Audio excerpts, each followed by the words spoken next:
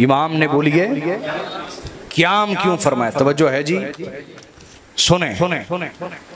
Yazid और उसके खानदान ने ये दीन को जो नुकसानात पहुंचाए, क्या उनमें पहला नुकसान ये कि इन्होंने वहां से बात शुरू कर लेते हैं जहां से लोग ला इल्म है। इन्होंने बाकायदा खुलाफा राशिदीन की खुल्लम खुल्ला दुश्मनी और अदावत शुरू कर दी। अगर मैं कहूँ अहले बैत की तो लोगों को शायद बड़ा जुर्म ना लगे, इसलिए मैं बताऊं जो अहले बैत का दुश्मन है वो खुलाफा राशिदीन का भी दुश्मन है, वो अंसारो मुहाजिरीन का भी दुश्मन है, वो सहाबा का सगा नहीं है।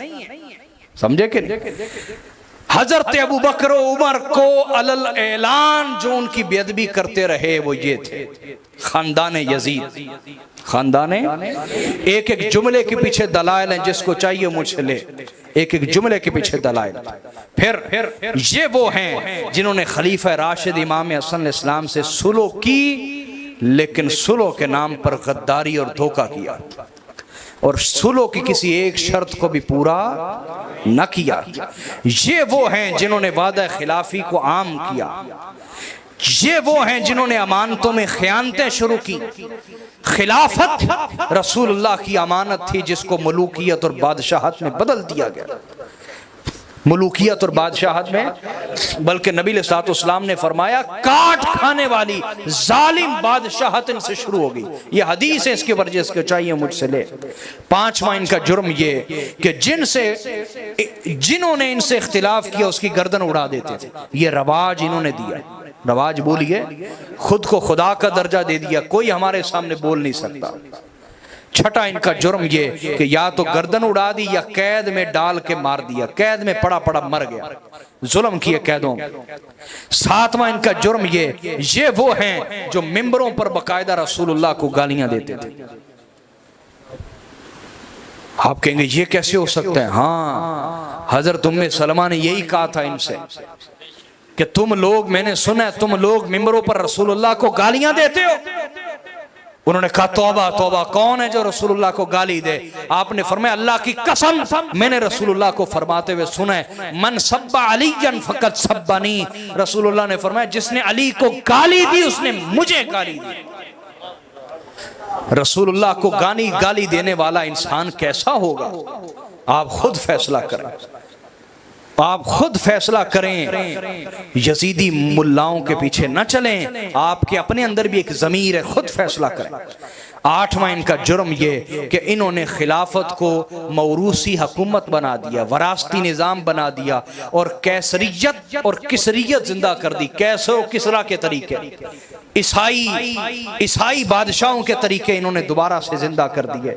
नौवां इनका जुर्म ये कि इस्लामी निज़ाम कायम करने में जो सारी मेहनत रसूलुल्लाह ने की थी इन्होंने तबाह बर्बाद करके रख दी। रसूलुल्लाह की मेहनत को बर्बाद किया इन्होंने। ये नौवां इनका जुर्म।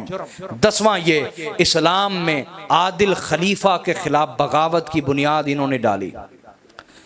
मौला अली खलीफा राशिद हैं या नहीं बोले, बल्कि वो खलीफा राशिद हैं जिनके बारे में हमारे अकाबरीन ने वाज़े कह दिया कि मौला अली खलीफा बने, इससे मौला अली की शान में इजाफा नहीं हुआ, खिलाफत की शान में इजाफा हुआ। अली खिलाफत के बगैर भी अमीरुल मोमिनीन हैं, अली खिलाफत के बगैर भी इमामुल मुत्तकीन हैं, अली खिलाफत के बगैर भी सय्यदुल मोमिनीन हैं। अली की शान में कोई इजाफा नहीं हुआ। अली जो थे वो हैं, खलीफा बनने से वो औरों की शान में इजाफा हो, अली की शान में इजाफा ना हुआ, बल्कि खिलाफत की शान में इजाफा हुआ कि अली ने उसको कबूल कर लिया। समझे बात या नहीं?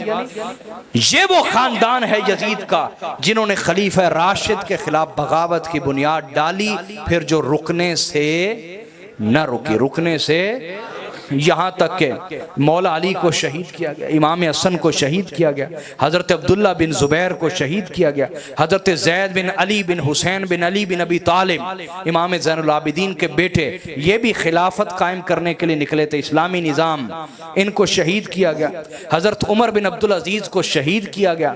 उसकी वजह यह थी, एक तरफ वो इस्लामी निज़ाम को उन्होंने जिंदा किया, दूसरी तरफ अहले बैत की वफादारी को जिंदा किया। अहले बैत की वफादारी को हुकूमती सतह पे जिंदा किया, अल्लाह उन पर करोड़ रहमतें नाजिल फरमाए। हमारी दुश्मनी और दोस्ती की बुनियाद नबी का खानदान है। जिसने वफा की हमारे लाखों सलाम, जिसने गद्दारी की उस पर लाखों बार लानत। हजरत नफ्से ज़किया, ये भी खलीफा राशिद हैं। हजरत नफ्से ज़किया ये इमाम हसन के पोते के बेटे हैं, इमाम हसन इस्लाम के। इनके हाथ पर पूरी उम्मत ने बैत की थी, तो बनु अब्बास ने इनके साथ धोखा किया, इन्हें जेल में डाल के खुद तख्त पर काबिज हो गए। हजरत नफ्से ज़किया, क्या नाम है, ये खलीफा राशिद है, इनको शहीद किया। यानी वो जो बुनियाद डाली गई खलीफा राशिद के खिलाफ बगावत की, फिर वो रुकने से न रुकी। 11वां इनका जुर्म ये है कि इन्होंने इस्लाम के अंदर पहली जालिम बादशाहत की बुनियाद डाली, जो आज तक ख़त्म हो रही। आज तक जालिम हुक्मरान है हम पर। वजह क्या है, हम आज तक समझ ही नहीं पाए कि इस्लाम को हकीकी नुकसान किसने पहुंचाया। हम समझ नहीं पाए कि हुजूर की जो सारी मेहनत थी खिलाफत वाली, उसको बादशाहत में तब्दील किसने किया, हम समझ नहीं पाए। हाँ, तो ये अहले बैत से गद्दारी का नतीजा है कि ये जालिम हुक्मरान हमारे लिए अजाब बने हुए। वफा कीजिए नबी के घराने से। 12वां इनका जुर्म ये कि इन्होंने ईद के लिए नमाज, ईद की नमाज के लिए अजान और इकामत की बिदअत जारी की। आज जो यजीदी बात बात पे कहते हैं ना बिदअत बिदअत बिदअत, उनसे कहें पहला बिदअती कौन है, पहला बिदअती कौन है, पहला बिदअती जिसने सुन्नत को मिटाया और बिदअत को जारी किया, पूछे ना उनसे कौन है। तो खानदान यजीद का ये 12वां जुर्म, इन्होंने बाकायदा ईद नमाज के लिए बिदअतें जारी की, अजान होती थी, इकामतें होती थी, हालांकि हुजूर का ये तरीका बिदअत। फिर 13वां इनका जुर्म ये कि नमाज ईद का खुतबा इन्होंने ईद नमाज से पहले शुरू कर दिया। ईद नमाज से वजह यह थी कि ईद नमाज पढ़ा के चूंकि मजमा ज्यादा होता था, ये मिंबरों पे खड़े होकर मौला अली की गुस्ताखी करते थे। तो जो जलील उल कदर सहाबा थे वो उठ के चले जाते थे, कहते थे ये खबीस गंदी नस्ल है, जिनका मिंबर है उनके मिंबर पे खड़े होकर उनकी गुस्ताखी करते हैं। तो वो इनका खुतबा सुनते नहीं थे। इन्होंने क्या किया, इन्होंने खुतबा पहले कर दिया। ईद का खुतबा हुजूर की सुन्नत को बदल डाला। पहला बिदअती खानदान कौन है? आज आपसे हक छुपाया जाता है, हक आपको बताया ही नहीं जाता, और अगर बताया जाए तो आपके ज़हन में पहले से बुत बने हुए हैं, पहले से बुत बने। आप कहते ना ना बुत ना टूटे, तौबा तौबा इसे खराश ना आए। अरे भाई हम तो मौला अली की औलाद हैं, तलवार जुल्फकार से ऐसे बुत तोड़ के रख देंगे। हम जुल्फकार वाली तलवार वाली हस्ती की औलाद हैं, और आप सब हैदर कर्रार के मुरीद हैं। जिंदगी में वादा करें हम ऐसे बुत तोड़ के रख देंगे, इल्म और दलील की ताकत से। किससे? इल्म और दलील की ताकत से तोड़ के रख देंगे। 14वां इनका जुर्म ये कि इन्होंने बाकायदा अहले बैत पे लानत का सिलसिला जारी किया। अल्लाह इन पर करोड़ों बार लानत करे, हर दिन हर रात करे। ये मेरे पास सही मुस्लिम पड़ी है पीछे, बाकायदा कहते थे लाअनल्लाहु अबा तुराब, मौला अली का नाम लेके लाअनल्लाहु अबा तुराब, अल्लाह इन पर करोड़ों बार लानत करे। नमाज में दुरूद पढ़ते थे और मिंबरों पर लानत करते थे। ये ऐसे लोग आज भी हैं, आप पहचाने उनको। कुछ वाज़े हुसैनी हैं, उन्हें सलाम, कुछ वाज़े यजीदी हैं, उन पर लानत, कुछ बीच में मुनाफिकीन हैं, जो हमारे अंदर इमाम मस्जिद भी बने हुए हैं, खतीब भी बने हुए हैं। समझ आई या नहीं आई? सही फरमा रहे, उन पे डबल लानत। वजह क्या है? कुरान ने कहा ला इलाहा उला व ला इलाहा उला, ना इधर के ना उधर के, ना इधर के ना इन्हें जन्नत में अहले बैत नहीं जाने देंगे, और दोज़ख में उनकी पिटाई करेंगे यजीदी। वो कहेंगे ओ खबीस, लोगों के सामने कहता था हम भी हुसैनी हैं। साढ़ा मुनाफकत करना सर तेरी ऐसी दी तैसी, दोज़ख साढ़ा कार है, इतने मुनाफका का कोई काम नहीं। वो फैंटी लगाएंगे दोज़ख में पकड़ के। समझ आई कि नहीं आई? आप कहेंगे मैं अपनी तरफ से तौबा करो, मैं अपनी तरफ से एक जुमला भी नहीं बोलता। ये कुरान में दोस्त की एक दूसरे को मारेंगे, ये कुरान में दोस्त की एक दूसरे को मारेंगे, लानते भेजेंगे, गुस्से मुक्के सब चलेंगे, वहां एक दूसरे पे गुस्सा निकालेंगे पूरा, ये कुरान पाक में। समझ आई बात या नहीं? तो बीच में जो मुनाफिक है ये सबसे ज्यादा खतरनाक है, इनसे हमें मोहतात होना होगा। इनका 15वां जुर्म ये कि इन्होंने दीन और सियासत को अलग-अलग कर दिया। हालांकि रसूलुल्लाह ने जो मेहनत फरमाई उसमें दीन और सियासत इकट्ठे थे। समझ गए बात? 16वां इनका जुर्म ये, मुसलमानों में सबसे पहले ये वो खानदान है जिन्होंने लाशों के सर काटना शुरू किया। इनसे पहले किसी मुसलमान का सर नहीं काटा जाता था, किसी मुसलमान का सर, ये बिदअत इन्होंने शुरू की और दीन मोहम्मदी की खिलाफ वर्जी। ये इनका 16वां जुर्म। 17वां जुर्म ये वो हैं जो गधे की खाल में रख के सिलाई करके लाशों को जलाते थे। हजरत अबू बकर सिद्दीक का सगा बेटा मोहम्मद बिन अबू बकर चूंकि मौला अली से इश्क करता था, उसे गधे की खाल में सिलाई करके जला दिया। हजरत आयशा का सगा भाई हजरत मोहम्मद बिन अबू बकर रज़ी अल्लाह ताला गधे की खाल में जला दिया उन्हें। ये वो लोग हैं। इमाम हुसैन इनके खिलाफ क्यों ना खड़े होते, इमाम क्यों ना क़याम करते? अगर इमाम क़याम ना करते, जिस तरह हर तरफ चुप चुप चुप चुप थी, खबरदार बोलना नहीं, सर कट जाएगा, खबरदार बोलना नहीं, घर उजड़ जाएगा, ये चुप चुप जिस तरह थी, 30-40 साल के बाद जो नस्ल आनी थी उन्हें पता ही नहीं होना था हकीकी इस्लाम है क्या। मैं और आप सब मकरूज हैं हुसैन के। इमाम ज़ाहरी ताकत ना होने के बावजूद उनके खिलाफ खड़े हो गए और खड़े होके अपने खून से एक एहतजाज रिकॉर्ड करवाया दुनिया के सामने के लोगों, जो ये खानदान कर रहा है और इसके हामी कर रहे हैं और इसके मददगार कर रहे हैं, वो दीन नहीं है। हुसैन जिस तरह बुला रहा है वो असल दीन मोहम्मदी है। ये हुसैन का एहतजाज है जो आज तक दीन को बचाए हुए है। तो इनका 18वां जुर्म ये कि सोना और चांदी के बर्तनों को इन्होंने इस्तेमाल करना शुरू किया, हालांकि रसूलुल्लाह ने इससे मना फरमाया था। रसूलुल्लाह ने 19वां इनका जुर्म ये कि ये मुसलमानों को गुलाम बनाना शुरू हो गए। किसी इलाके पे हमला करते, मुसलमानों को गुलाम बना लेते, मुसलमान मर्दों को गुलाम बना लेते, हालांकि ये शदीद हराम है मुसलमान को गुलाम बनाना, आज़ाद को गुलाम बनाना। रसूलुल्लाह ने फरमाया जिसने आज़ाद को गुलाम बनाया उस पर अल्लाह की, फरिश्तों की, तमाम इंसानियत की लानत है। ये रसूलुल्लाह का फरमान है। 20वां इनका जुर्म ये कि जहां जाते मुसलमान औरतों को अपनी लौंडियां बना लेते, बगैर निकाह के उनके साथ मुबाशरत करते, उनके साथ ताल्लुक कायम करते, जिनसी ताल्लुक कायम करते। 20वां ये इनका जुर्म था, मुसलमान औरतों को लौंडियां बनाया इन्होंने। 21वां इनका जुर्म था, इन्होंने रवाज पैदा किया पानी बंद करने का।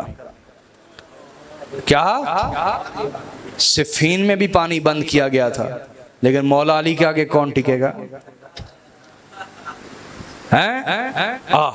गाजर मूली की तरह काट के रख दिया मौला अली ने। पानी आजाद करवाया और फरमाया हर तरफ ऐलान कर दो, अली की तरफ से ऐलान है, पानी बंद करना तुम्हारा किरदार है और पानी सब में बांटना अली का किरदार है।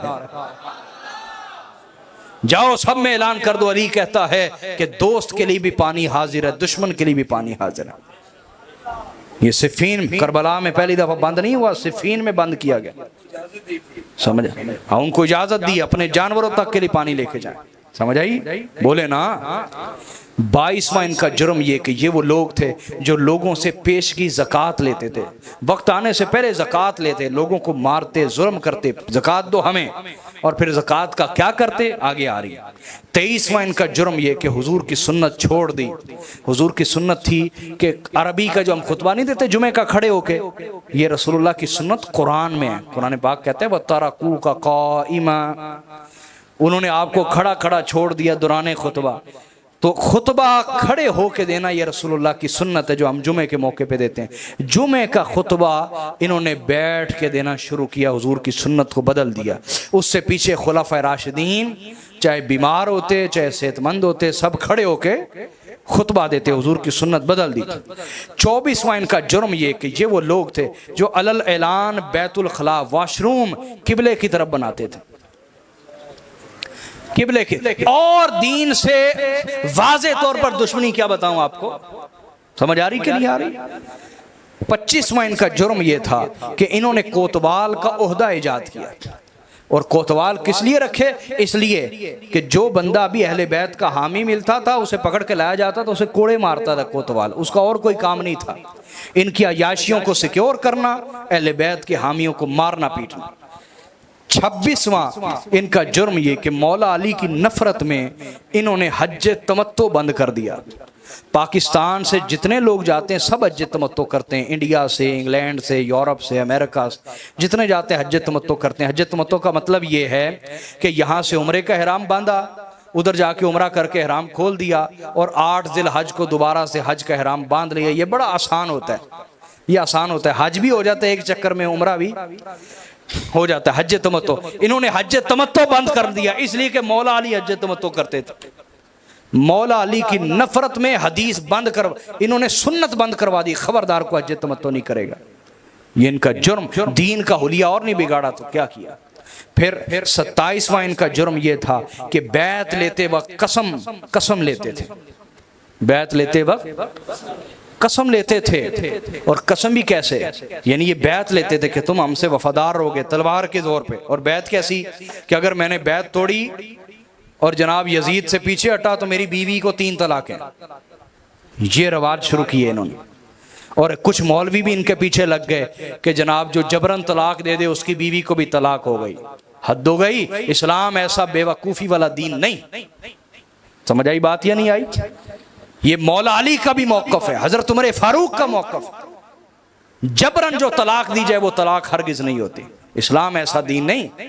बात समझ आ गई कि नहीं आ गई? फिर 28वां इनका जुर्म ये था कि नेज़ों पे कुरान को लटकाना, ये इन्होंने रवाज दिया। कुरान मजीद की बेहुरमती बाकायदा, नेज़ों पे कुरान। 29वां जुर्म ये नमाज में तब्दीली कर दी। नमाज में बोलिए अल्लाह अकबर जहरन नहीं कहते थे। ये रसूलुल्लाह की सुन्नत, नमाज शुरू करते हुए क्या कहना? अल्लाहु अकबर। ये अल्लाह अकबर कहना छोड़ गए, हुजूर की सुन्नत की खिलाफ वर्जियां, नमाज में तब्दीली कर दी। 30वां इनका जुर्म ये नमाज के औकात में तब्दीलियां कर दी, नमाज के औकात में तब्दीलियां। हत्ता के जुमे का खुतबा क्या मगरिब होने तक जारी रहता था इनका, मगरिब होने तक जुमे का खुतबा। और उसमें होता क्या था? अहले बैत के खिलाफ बोली जा रहे हैं, सटियाए हुए हैं, बोली जा रहे हैं, गालियां दे रहे, बोली जा रही। और जो कहता था जनाब अब तो मगरिब होने वाली, हद हो गई, जुमा तो पढ़ा दें, वो कहते थे तेरा इलाज कर लेते हैं। ये जालिम थे, ये जालिम थे। 31वां जुर्म ये कि जुमे की नमाज में रसूलुल्लाह की सुन्नत थी, सूरह जुमा पढ़ते थे एक रकत में और दूसरी रकत में सूरह मुनाफिकून पढ़ते थे। क्या पढ़ते थे? मौला अली का भी मामूल यही रहा कि पूरी जिंदगी जुमे में पहली रकत में सूरह जुमा और दूसरी रकत में सूरह मुनाफिकून पढ़ते थे। मौला अली सूरह मुनाफिकून याद कराते थे अपने मुरीदों को ताकि तुम्हें मुनाफिकों की पहचान हो। क्या हो? जब ये आए इनके हाथ में इख्तिदार आ गया, इन्होंने जुमे से ये दोनों सूरतें ही खत्म कर दी। हजरत अबू हुरैरा जो अजीम सहाबी हैं, मैं आपको कह रहा हूं अहले बैत के दुश्मन सहाबा के भी दुश्मन है। वजह क्या है भाई? सहाबा के पास तो एक निस्बत है ना हुजूर की, क्या? अहले बैत के पास तो 2 निस्बतें। तो जो 2 निस्बतों को नहीं मानता वो एक निस्बत को क्या मानेगा? हजरत अबू हुरैरा फरमाते हैं कि एक दिन मरवान ने कहीं जाना था, मरवान ने कहीं जाना था तो हजरत अबू हुरैरा से कहने लगा कि मेरी जगह जुमा पढ़ा देना। तो हजरत अबू हुरैरा ने पहली रकत में सूरह जुमा पढ़ाई, दूसरी रकत में सूरह मुनाफिकून। उन्होंने सलाम फेरते ही कहा हो जी नमाज सानू नहीं चाहिए दी। हजरत अबू हुरैरा ने क्या हुआ? उन्होंने कहा ये नमाज जुमे की तो अली पढ़ाया करता था, ये तो अली जुमे की नमाज पढ़ाता था, हमें ऐसी नमाज नहीं चाहिए। हजरत अबू हुरैरा ने कहा खुदा तुम्हें गारत करे, ये सुन्नत तो रसूलुल्लाह की है और अली अलैहि सलाम का कोई अमल हुजूर की सुन्नत के खिलाफ होता ही नहीं था। तो तुम मौला अली की नफरत में हुजूर की सुन्नत से नफरत करने लग गए। ये वो लोग थे। ये इनका 31वां जुर्म था कि मौला अली से चिढ़ इन्हें कुफर तक ले गई। क्या 32वां इनका जुर्म ये था, इन्होंने हज में तब्दीली कर दी। हज में तलबी नहीं पढ़ते लब्बैक अल्लाहुम्मा लब्बैक, इन्होंने इसको बंद करवा दिया। क्या करवा दिया? लब्बैक अल्लाहुम्मा लब्बैक को बंद करवा दिया, हज भी बदल दिए इन्होंने। ये दलाइल हैं, इस पे आप पढ़ें लेके किताबें। 33वां इनका जुर्म ये कि हज में मिना के मैदान में कसर नमाज पढ़ी जाती है, 2 रखते 4 रखते पढ़ी जाती। इन्होंने मौला अली की नफरत में कि मौला अली 2 रखते पढ़ाते थे, इन्होंने 4 पढ़ाना शुरू कर दी, हज का हुलिया बिगाड़ दिया। 34वां इनका जुर्म ये कि ये वो खानदान है जिनके खिलाफ इमाम हुसैन खड़े हुए, इन्होंने कुफार को ओहदे दिए। सहाबा इकराम जलीलुल कदर सहाबा के होते हुए इन्होंने कुफार को ओहदे दिए। वजीर तालीम ईसाई था बनु उमैया के दौर में, शाही तबीब ईसाई था। शाही तबीब, हाँ शाही तबीब ईसाई था। मुशीर आला जिसके मशवरे से हर फैसला जारी होता था, यह भी ईसाई था।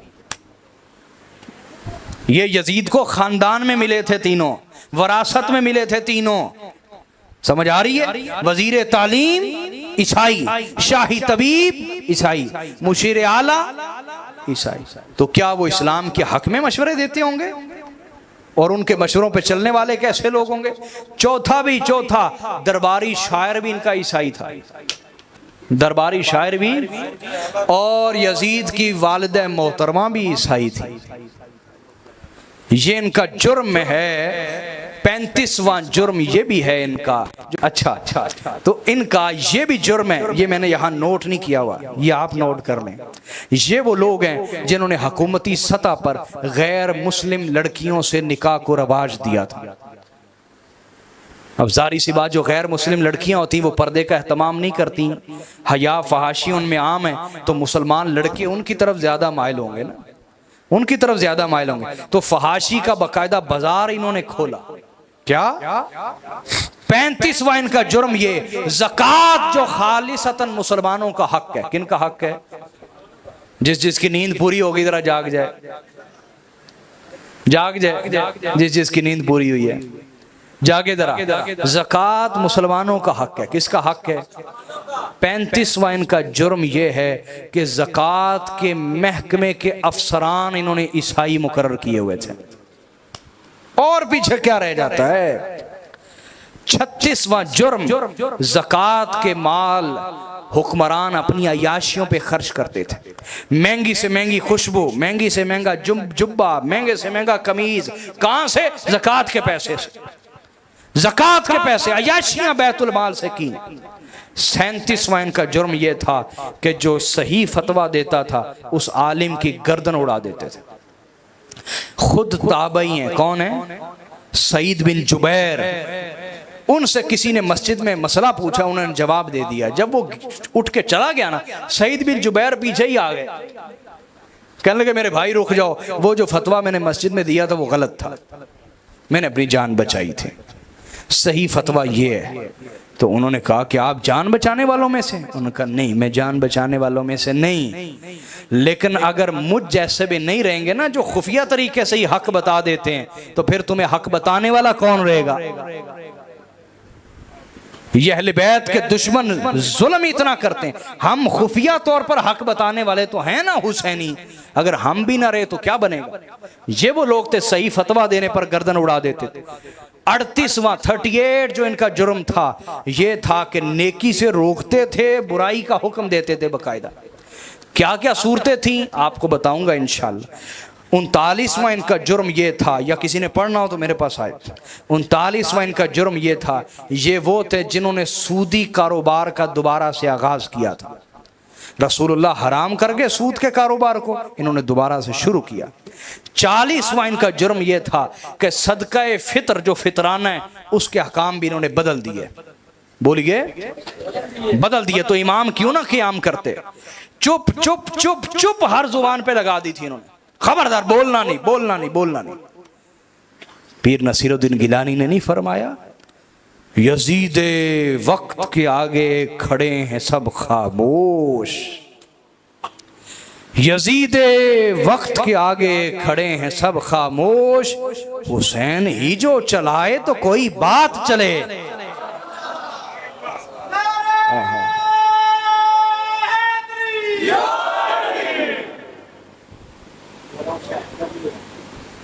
चुप चुप चुप चुप चुप।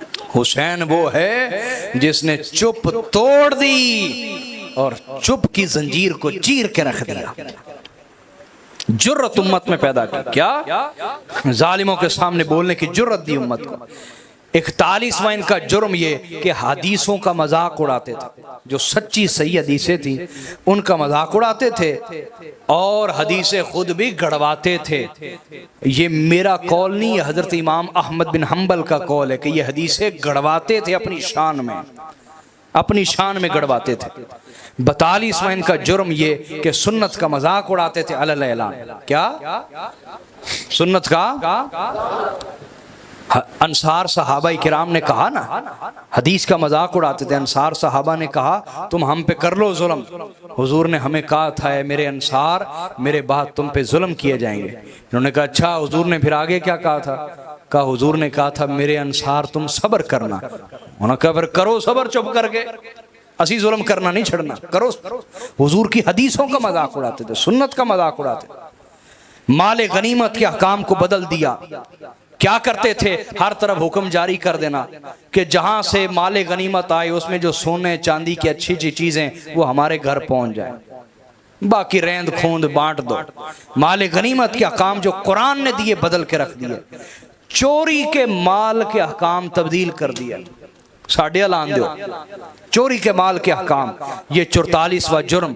45वां सरेआम शराब पीना इनका रवाज बन गया। सरेआम शराब पीना, हत्ता कि हजरत अब्दुल्ला इब्ने मसूद, कौन? ये वो सहाबी रसूल हैं हजरत अब्दुल्ला इब्ने मसूद के मसरूक ताबई कहते हैं अगर कुल सहाबा का इल्म जमा करो तो 2 हस्तियों में जमा होता है, अली बिन अबी तालिब और हजरत अब्दुल्ला इब्ने मसूद। ये वो हैं हजरत अब्दुल्ला इब्ने मसूद। और रसूलुल्लाह ने फरमाया जिस चीज को अब्दुल्ला इब्ने मसूद ठीक कह दे वो अल्लाह के यहाँ भी ठीक होती है। हजरत अब्दुल्ला इब्ने मसूद नमाज पढ़ रहे हैं उमवी गवर्नर के आगे और उसने शराब पी हुई है। क्या पी हुई है? शराब पी के फजर की नमाज पढ़ा रहा है। फजर की कितने रखते हैं? बोलो ना, कितने फर्ज हैं? 4 रखते हैं। फजर की पढ़ा के सलाम फेर के कहने लगा 2 और ना पढ़ा दे मां, और ना पढ़ा दे। शराब में दूध था। हजरत अब्दुल्ला इब्ने मसूद पीछे नमाज पढ़ रहे हैं। उन्होंने कहा लानत हो, ये कौन से लोगों से हमारा आमना सामना हो गया? ये हमारे हुक्मरान बन बैठे, ये हमारे हुक्मरान। तो जो अहले बैत के दुश्मन हैं वो अंसार व मुहाजिरीन के भी दुश्मन। समझ आई बात? लोगों को खरीदना इनका 46वां जुर्म था। पैसे पे खरीदते थे लोगों को, खरीदते। 47वां जुर्म औरत को बतौर रिश्वत इस्तेमाल करते थे।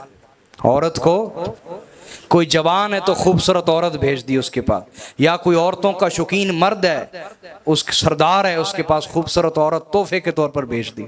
औरत को बतौर रिश्वत इस्लाम पहले तो होता था काफिरों में, लेकिन मुसलमानों में ऐसा कोई रवाज वो इन्होंने शुरू किया, इन्होंने शुरू किया। और 48वां इनका जुर्म ये बच्चों को जिबा करना। हालांकि मेरे नबी हुक्म देते थे काफिरों के बच्चों को भी कत्ल न करना जंग में, इन्होंने मुसलमान तो क्या अहले बैत के बच्चों को भी जिबा करना शुरू कर दिया। बुसर बिन अबी अरतात ये जालिम तरीन गवर्नर था। इसने जब यमन पे हमला किया तो वहां रसूलुल्लाह के चचाजाद भाई हैं, रसूलुल्लाह के चचाजाद भाई उबैदुल्लाह इब्ने अब्बास वो गवर्नर थे, वो घर पे नहीं थे। इन्होंने घर पे हमला किया, नबी के घर पे हमला किया, खानदान नबूवत के घर पे हमला किया। उस वक्त उनकी औरत और उनके 2 बच्चे थे छोटे छोटे। इन जालिमों ने बच्चों को उल्टा पकड़ के, इधर देखो मेरी तरफ, पकड़ के ऐसे टांगों से पकड़ के चीर के 2 हिस्से कर दिया। उन बच्चों की माएं ये मंजर देख के पागल और दीवानी हो गई। ये नबी के घराने पे जुल्म करते रहे और तुम इनकी हिमायत करते हो यजीदी मुल्लाओं के पीछे लग के। ऐसी जिंदगी से मौत बेहतर है। हम हुसैनी हैं, यजीद और उसके खानदान की कभी हिमायत नहीं करेंगे। बात समझ गई है? सुनने ये वो लोग हैं जिन्होंने बच्चों को ज़िबा करना रवाज दिया। 49वां जो इनका जुर्म है, इन्होंने अहले बैत की दुश्मनी को आम किया, नासबियत को आम करना ये इनका वतीरा बना। 50वां इनका जुर्म ये खूनी रिश्तेदारियों का एहतराम ख़त्म कर दिया, वरना खूनी रिश्तेदारियों का बड़ा एहतराम था जो इस्लाम ने हुक्म दिए। अगला इनका जुर्म 51वां जुर्म इनका ये है, हरामी बच्चों का नसब साबित नहीं हो सकता। हरामी बच्चों का नसब साबित हो सकता, इन्होंने हरामी बच्चों का नसब साबित किया और उनको अपना भाई और चचा करार दे दिया, हरामी बच्चों को। इनका अगला जुर्म ये जिना और फहाशी को आम किया। अगला जुर्म ये मुहर्रमात से जिना किए, इन्होंने सगी माओं से निकाह किए, वो जिना ही थे और क्या थे। मुहर्रमात से जिना, मुहर्रमात वो औरत जो आप पर कभी हलाल नहीं हो सकती, उनके साथ निकाह किए इन्होंने। नमाज को तर्क करना इनका रवाज था, हलाल और हराम की तमीज खत्म कर देना। अगला जुर्म अहले बैत रसूल का कत्ले आम करना। अगला जुर्म रसूल जादियों की बेहुरमती करना।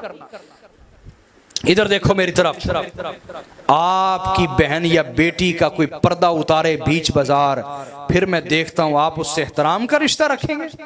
बोलो, अगर दिल में ईमान है तो जिसने नबी की बेटियों के पर्दे खींचे और उनके सर नंगे किए, तुम उनकी हिमायत का सोचो भी तो तुम कुफर पे हो। ये हालत काफिरों वाली हालत तो हो सकती, मुसलमानों वाली हालत नहीं। अंदर ईमान हो तो नबी की बेटियों के पर्दे तक तो हाथ पहुंचने वाला दूर की बात, जो ऐसा सोचे भी तो इंसान उसकी हिमायत नहीं कर सकता। क्यों भी मैं ठीक कह रहा हूं या नहीं कह रहा? सच्ची गवाही दें। 57वां इनका जुर्म ये कि रसूल ज़ादों के सर काट के नेज़ों पे चढ़ाए। नेज़ों पे चढ़ाए जाने का कभी इस्लाम में रवाज नहीं था, सरों को नेज़े पे चढ़ाना। चढ़ाया भी तो नबी की औलाद के सर। ये इनका जुर्म, कुछ जुर्म पहले कुछ जुर्म बाद के हैं जो मैं बता रहा हूँ। और इनका अगला जुर्म ये शहादतों पर खुशी मनाना इन्होंने शुरू की। सुनन नबी दाऊद में, उम्दतुल कारी में, इमाम ऐनी की किताब मेरे पीछे पड़ी है इधर, इमाम हसन इस्लाम की शहादत की खबर मिली तो खुशी का इजहार किया गया। अकल वालों ने तो कहा दुश्मन मरे तो खुशी न करिए, सजना भी टुर जाना। इमाम हसन जो नबी की औलाद और नबी के दिल का चैन है, उनकी शहादत की खबर मिलने पर खुशियां करते रहे। और इनका अगला जुर्म ये 59वां जो इनका जुर्म है, जाहली असबियत को जिंदा किया, हमीयत को जिंदा किया, जाहली जिद्दबाजी को इन्होंने दोबारा से जिंदा किया। 60वां जुर्म ये मुसलमान औरतों को बेचना शुरू कर दिया पैसे के ऊपर, ये इन्होंने शुरू किया। अगला इनका जुर्म ये जहर के जरिए से दुश्मनों को मारने की बुरी रस्म का आगाज इन्होंने किया इस्लाम के अंदर, इससे पहले इस्लाम में ये रवाज ना था। अगला जुर्म ये कि जो कंकर मारे उसके हाथ काट दे, ये इन्होंने शुरू किया। ज़ियाद जो हराम ज़्यादा था, ये मैं गाली नहीं दे रहा, वो वाकई हराम ज़्यादा था, कुतुब हदीस है, हराम ज़्यादा था, हराम ज़्यादा। जब वो मौला अली को मिंबर पे गाली दे रहा था तो 80 सहाबा इकराम खड़े हो गए। कितने? उन्होंने हाथ में कंकरी पकड़ के मारी उसको, कंकरी। कहा मुंह बंद रख, तेरी जुर्रत कैसे हुई अली को गाली देते? उसने सिपाहियों से कहा, गवर्नर था वो कूफे का, उसने कहा ये मुझे जिंदा चाहिए। सबको गिरफ्तार करके 80 जलीलुल कदर लोगों के हाथ काट दिए। जो मौला अली की हिमायत में उठे वो हाथ काट दिए इन्होंने, जो मौला अली के दिफा में उठे वो हाथ काट दिए इन्होंने। और आज जानते हो यजीदी, उनके पास वो ताकतें नहीं, वो इख्तियार नहीं, वरना वो हमारे साथ भी यही करते। लेकिन फिर भी हम पीछे कभी ना हटते, अल्लाह की कसम कभी पीछे ना हटते। इनका 63वां जुर्म ये है जो मैंने अभी बता दिया कि हरामजादों का नसब साबित किया इन्होंने। 64वां जुर्म ये कि तहरीरी वादे करके मुकर जाते थे, उससे किया वादा तहरीरी, उससे मुकर गए, उससे वादा किया, उससे मुकर गए। ये रवाज धोखेबाजियां इन्होंने शुरू की। 65वां जुर्म ये कि मौला अली से मोहब्बत करने वाले जितने भी सहाबा थे, अंसार व मुहाजिरीन, सब का कत्लेआम कर दिया इन्होंने। सबका, सहाबा का कत्ले आम किया। सहाबा, फिर सुनो मैं क्या कह रहा हूं, सहाबा का कत्ले आम किया। वो सहाबा जो मौला अली के साथ तलवार लेकर खड़े होते थे, उनका कत्ले आम किया इन्होंने। हुजर बिन अली की शहादत और दीगर की शहादत। और इनका 66वां जुर्म ये कि इन्होंने हुजूर के मदीना पे हमला किया। क्या? हुजूर के मदीना पे। हालांकि रसूलुल्लाह ने फरमाया, जो मेरे मदीना के लोगों के बारे में बुरा इरादा रखे, बुरा इरादा भी रखे, अल्लाह ताला उसे दोज़ख में यूं मिला देगा जैसे नमक पानी में मिल जाता है। इन्होंने मदीना पे हमला किया। मदीना पे बोलिए, हुजूर की इज्जत को पमाल किया, हुजूर की इज्जत को पमाल किया। मस्जिद नबी में घोड़े बांधे, गधे बांधे, उन्होंने पेशाब पखाने किए मस्जिद नबी में। ताड़े मोहल्ले दी मस्जिद की गल नहीं कर रहा, रसूलुल्लाह की मस्जिद की इज्जत को पमाल करके रख दिया इन्होंने। दलाइल कुतुबे हदीस के अंदर जिसको चाहिए मुझसे ले। अहले मदीना को खौफजदा किया, ये जुर्म। बस 72 जुर्म इनके गिनवाने लगा। उधर 72 शहादतें थी ना, इनके 72 जुर्म गिनवा रहा हूँ आपको। इनका 68वां जुर्म ये वाक़या हर्रा, जो अभी मैंने सहाबा का कत्ले आम किया, मदीना का कत्ले आम किया इन्होंने। इनका 69वां जुर्म ये 3 दिन के लिए मदीना की इज्जत, इन्होंने कहा तुम पर हलाल है, अपने सिपाहियों से कहा। उन्होंने घरों में घुस के जवान बच्चियों को निकाल लिया और उनसे बदकारियां की। ये मैं दौरे रसूल के बाद की बात सुना रहा हूं, अभी 100 साल पूरे नहीं हुए। अभी हुजूर को गए, अभी रसूलुल्लाह को गए इस दुनिया से सिर्फ 50 साल हुए हैं। मदीना की बच्चियों को घरों से निकाल के उनके साथ जबरन जिना किए, बदकारियां की, रेप किए उनके इन्होंने, और कत्लेआम किया। और 1000 से जायद बच्चियां हामला हुई और उनके हरामी बच्चे पैदा हुए इनकी बदकारियों और इनके जिना की वजह से। और इनका 70वां जुर्म यही है जो मैंने अभी बता दिया। 1000 से जायद सहाबा इकराम की बेटियां, सहाबा की पोतियां, सहाबा की नवासियां जिना से हमला हुई। और तुम किन की हिमायत कर रहे हो? बनू मैया की। सोचो जरा, कान खोल के सुनो। और 71वां जुर्म ये कि मस्जिद नबी में नमाज का निज़ाम इन्होंने मुअत्तल कर दिया। जब से रसूलुल्लाह ने नमाज का निज़ाम कायम किया मस्जिद नबी में, कभी मुअत्तल हुआ? इन्होंने नमाजों का निज़ाम मुअत्तल कर दिया। बोले ना, काबातुल्लाह पे भी इन्होंने हमला किया, काबातुल्लाह पे हमला किया बाकायदा। और काबातुल्लाह पे हमला करके काबातुल्लाह की इमारत को शहीद कर दिया और काबातुल्लाह के खिलाफ को जला दिया। काबातुल्लाह के खिलाफ को। अब इमाम हुसैन इसके खिलाफ खड़े हुए। अगर इमाम खड़े ना होते, मुझे ईमान से बताओ, अगले 40 साल के बाद अगली नस्ल को पता चलना था कि दीन मोहम्मदी है क्या? ईमानदारी से बताओ। और दूसरी बात, अगर इमाम हुसैन उस वक्त जान बचाते और दीन ना बचाते तो फिर क़यामत तक हम में से कोई भी जुल्म के खिलाफ खड़ा होना था। हमने कहना था जब नबी की औलाद ने जानें बचाई हैं तो हम क्यों अपनी जानें ना बचाएं? हम क्यों ना अपनी जानें बचाएं? ये जो क़यामत तक के लिए उम्मत के अंदर शऊर को जिंदा किया और हक के लिए कुर्बानी देने का जज्बा पैदा किया, ये हुसैन के क़याम ने किया है। ये उस क़याम का नतीजा है। उस क़याम का बोलिए ना, उस क़याम का नतीजा है कि हक कायम हो गया। हक बोलिए। और हुर्रियत कायम हो गई। लोगों को जुर्रत मिल गई कि अगर हुसैन तन्हा होते हुए जालिम के सामने हक बोल सकते, हम क्यों नहीं बोल सकते? ये जुर्रत नसीब हो गई, हुर्रियत और आज़ादी कायम हो गई। हक बोलने का हक इंसानियत को हुसैन के क़याम के सदके मिला। अकीदा ला इलाहा इल्लल्लाह की बका हुसैन के क़याम के सदके हुई। ये उसका नतीजा है क़याम का। और चुप जो लोगों के मुंहों पे लगा दी गई थी, हुसैन ने तोड़ के रख दी और लोगों को हक बोलने की जुर्रत अता की। ये उस क़याम का नतीजा था। जुल्म की जंजीर को चीर दिया, ये उस क़याम का नतीजा था। दीन अपनी असली हालत पर कायम रहा। कायम रहा और दोबारा से बहाल हो गया, दोबारा से बहाल हो गया। ये उस क़याम का नतीजा था। ऐसा एहतजाज इमाम हुसैन ने रिकॉर्ड करवाया खून और कुर्बानियों से, जो मुखालिफीन अहले बैत के लिए हमेशा दलील बना कि ये मुखालिफीन अहले बैत बेदीन है, असल दीन अहले बैत के पास है। ये उस क़याम का नतीजा है। आज हर सच्चा मुसन्निफ, हर सच्चे मुसन्निफ के कलम को हुसैन का फैज जारी है। आज हर सच्चे सहाफी के पास हुसैन के फैज का नूर है। जो भी लिखने वाला है सच, वो हुसैन के फैज का नूर पा रहा है। ये उस क़याम का नतीजा है। हर दयानतदार काजी और जज, उसके पीछे हुसैन की मेहनत है और हुसैन के क़याम की मेहनत है। हर हक बोलने वाला, हक गो आलिम, उसके सीने में हुसैनियत की तासीर है। अगर वो बोल रहा है तो ये हुसैन के क़याम का सदका है। अल्लाह रब्बुल इज़्ज़त हमें हुसैनियत पे ज़िंदगी और मौत अता फरमाए। वमा अलैना इल्लल बलागुल मुबीन।